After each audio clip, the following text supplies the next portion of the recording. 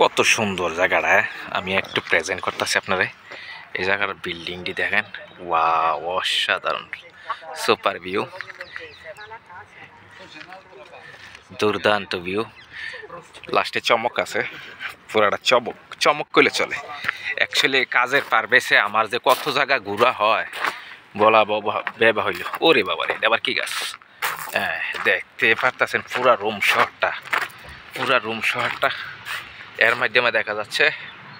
অসাধারণ view, awesome awesome awesome awesome awesome.